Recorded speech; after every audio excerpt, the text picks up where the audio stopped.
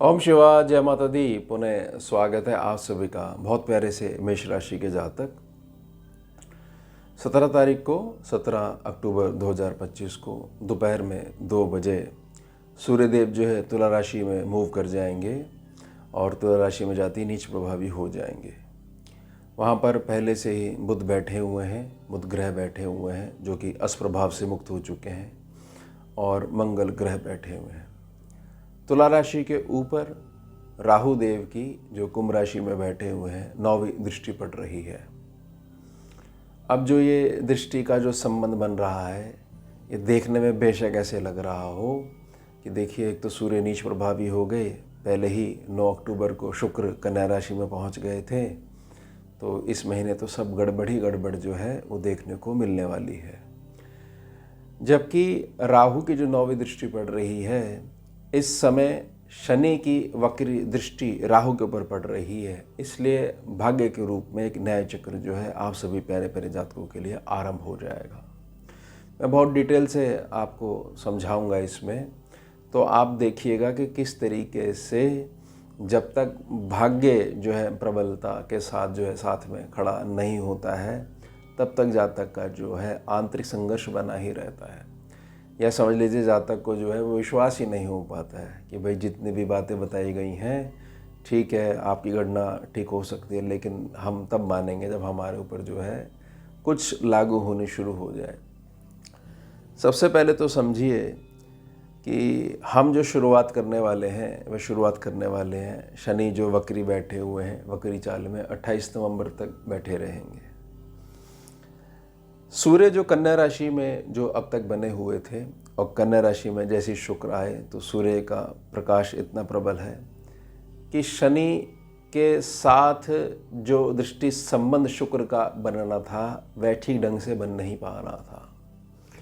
आप बहुत अच्छे समझ जाइएगा, किसी भी रूप में शनि और शुक्र का केवल स्कैनिंग विद्या का सूत्र है, अगर दृष्टि संबंध बन रहा है तो पैसा किसी न किसी रूप में आपके पास आता ही आता है।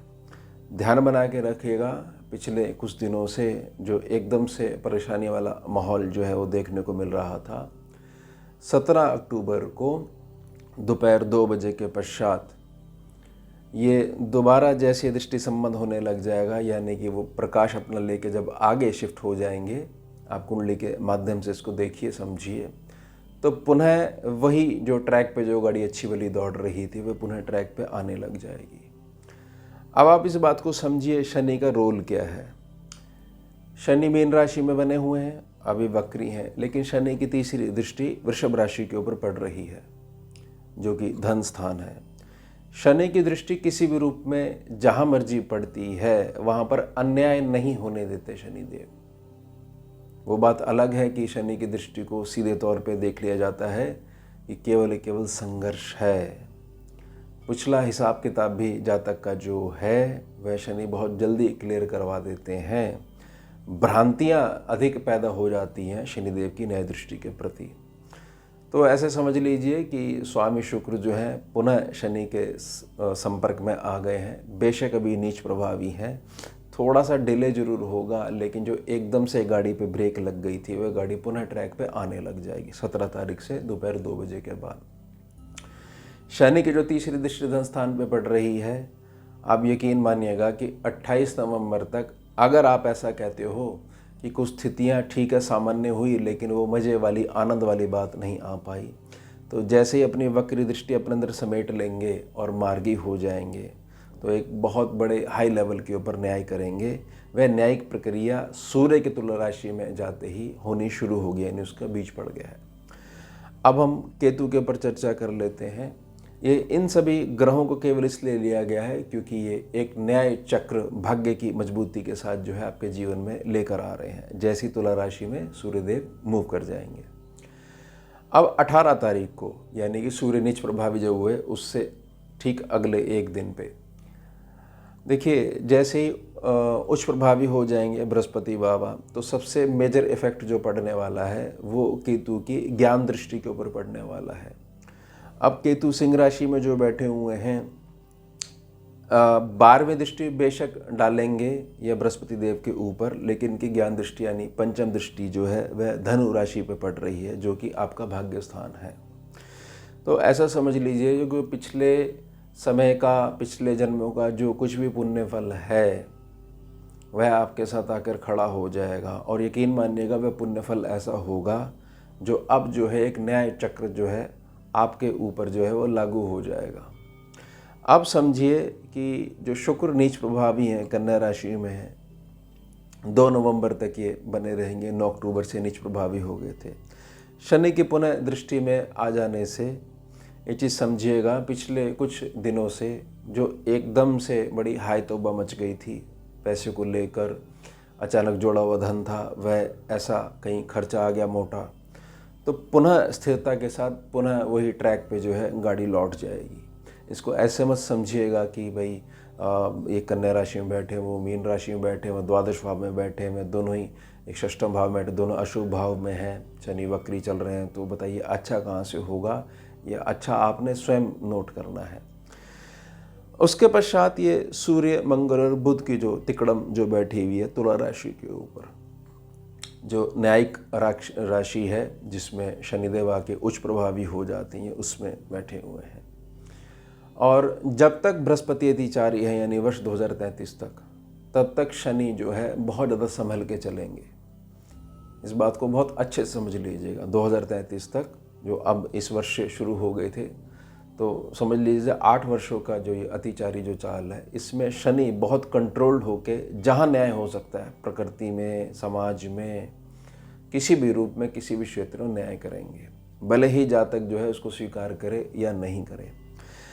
अब जो न्याय चक्र है इसको थोड़ा सा ऐसे समझिए कि मंगल की भी जो अष्टम दृष्टि है वह वृषभ राशि स्थान, धन स्थान के ऊपर पड़ रही है, जो कि आपका कुटुंब स्थान भी है। साथ ही साथ सूर्य आकर बैठ गए हैं, तो सूर्य जब आके बैठ गए हैं, अभी उनका प्रकाश जो है वह कुछ समय के लिए आधा हो गया, लगभग 1 महीने के लिए आधा हो गया, लेकिन प्रकाश अभी भी है। साथ ही साथ जो 8 तारीख के बाद से जो बुधदेव जो है अस्त प्रभाव से मुक्त हुए हैं, और 3 तारीख को इन्होंने जो है तुला राशि मूव कर लिया था, 24 तारीख तक यहाँ बैठे रहेंगे। सूर्य और मंगल के बीच में किसी भी प्रकार से, या ऐसा समझ लीजिए कि आपका जो भी कार्य है उसमें जो है बहुत अधिक जो है अब आपको परिश्रम देखना अगर पड़ रहा है, बड़े ध्यान से समझिएगा इस चीज़ को, तो समझ लीजिएगा कि बुध जो है अब उनका रोल जो है सम्मुख आ जाएगा, और बुध जो है उसको सपोर्ट करने लग जाएंगे।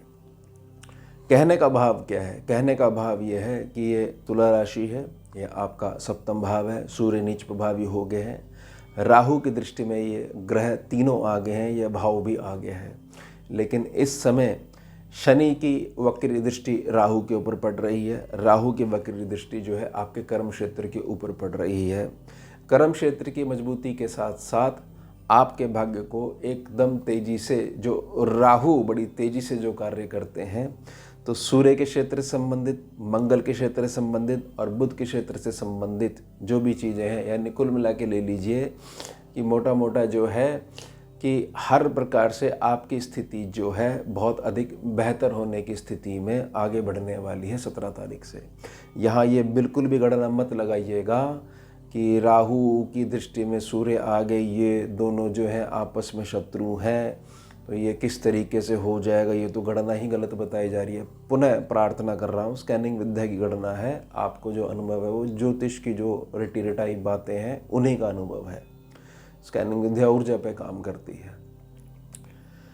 अब हमारी ड्यूटी क्या बनती है? 17 तारीख से जब ये नीच प्रभावी हो रहे हैं, भाग्य के न्याय चक्र की बात कर रहे हैं, हमारी ड्यूटी क्या बनती है?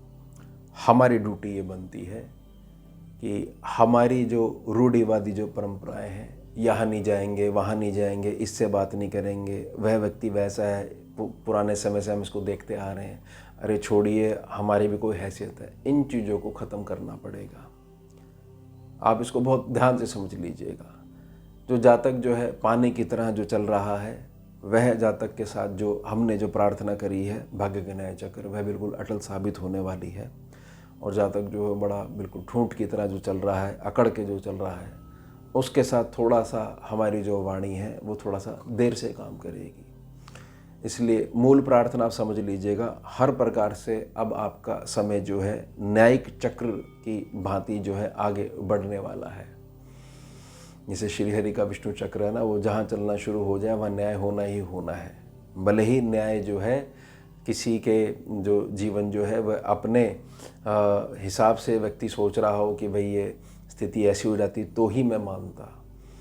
इसमें केवल जो आपका निजी स्वभाव है, जो कहीं भी एडजस्ट नहीं करना चाहते हो, वह ही दिक्कत देगा। अदरवाइज़ पानी की तरह चलते हो तो बड़ा एक सुंदर समय का जो है शुभारंभ होने वाला है। तो यह हो गया हमारा उत्तम विषय। मिलते हैं आपसे अगले भाग में नए विषय के साथ। जुड़िए और जोड़िए। ओम शिवा, जय माता दी।